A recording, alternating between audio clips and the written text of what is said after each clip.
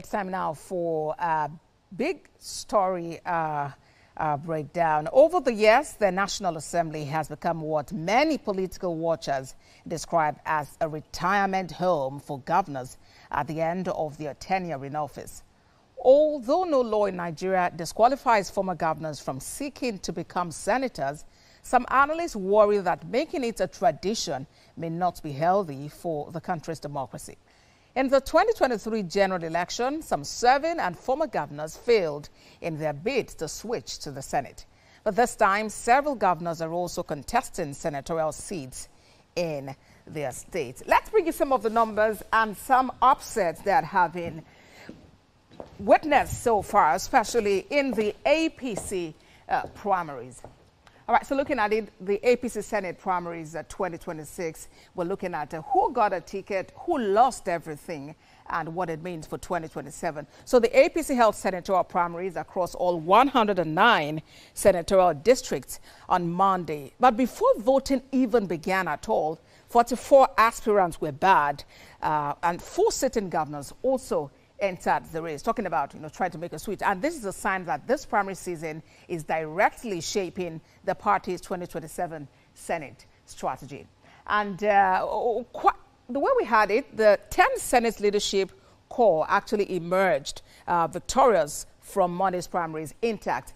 You talk about Godswill Akpabio, who's the Senate president. He was affirmed in Akwa Ibom Northwest with an extraordinary 121,425 votes in an uncontested process that his media office actually described as carnival-like.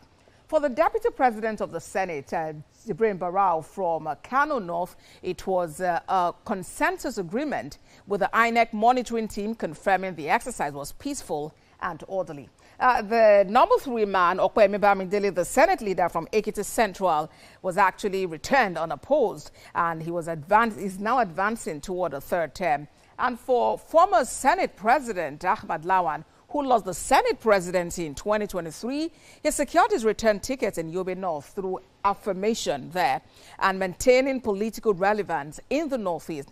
Also notable, we have someone like Adams Oshiomole from Edo North. You have Alindume in Borno South, Oju Zokalo, Abia North, with over 65,000 votes in that primary. The uniformity of these outcomes, all by affirmation, consensus, or uncontested process, points to deliberate coordination at the very top of the party. Now, let's look at another slide. Now, we have 4 sitting governors who have thrown their heart in the ring and have stepped into the Senate ring on Monday, and it's with mixed but largely dominant outcomes. In the Southeast, we have Hope Uzodinma. He contested that primary against former governor Rochas Okorocha, who has himself actually been in the Senate, and he defeated him by a staggering ratio of roughly 210. You have 210 rather to 1. You have 230,464 votes against 1,098 polled by Senator Okorocha, and that became one of the most lopsided contests of the entire exercise. We have Abdurrahman Abdurazak from Kwara Central. He's the incumbent governor, and now he's going to the Senate. We had Dakwa Abiodun who's thrown his hat in, and we have Inuwa Yahaya from Gombe North. These 4 governors are now in the race for the senatorial seats. Now, these are some numbers that tell the story that you should actually know about. Let's talk about Delta North, a major upset there. The former governor of the state, Ifeanyi Okowa, actually defeated incumbent Senator Ned Nwoko. Now, see the difference. Ifeanyi Okowa polled 113,309 votes, while Ned Nwoko was left with just 2,612 votes. And if you look at the ratio, it's 43 to 1, with Senator Nwoko leading in only 1 of 9 councils at the start. In Imo West, yet another upset there. You have sitting governor Hope Uzodinma defeating his predecessor, Rochas Okorocha. Now see the difference in the numbers. 230,464 as against Senator Okorocha's 1,098.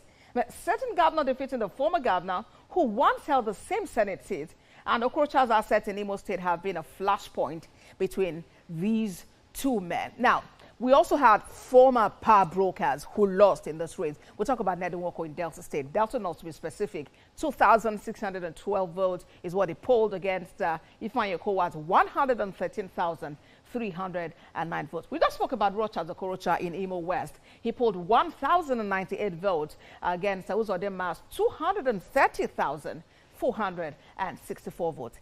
In Delta State, you have Delta Central. Now we have Oviomo Agege, former deputy president of the Senate, polling 3,643 votes against Dafinone's 116,252 votes. If you turn to Kogi East, that's in North Central Nigeria, you have Jibrin Isai Chocho, who was, he declared the outcome, rejected, but then he's also one of those former power brokers who have lost out in this. You have Dajima Goje in Gombe Central, polling 10,425 votes against Ahmed for the 2,785. And Neda Maswan in Edo State also, Edo South specifically now, he lost to Ogbede Ihama. So these are some of the former brokers who lost out in this poll. Let's see what happens in the coming days and what their action would actually be in this matter. That is the big story breakdown. We will return with other stories.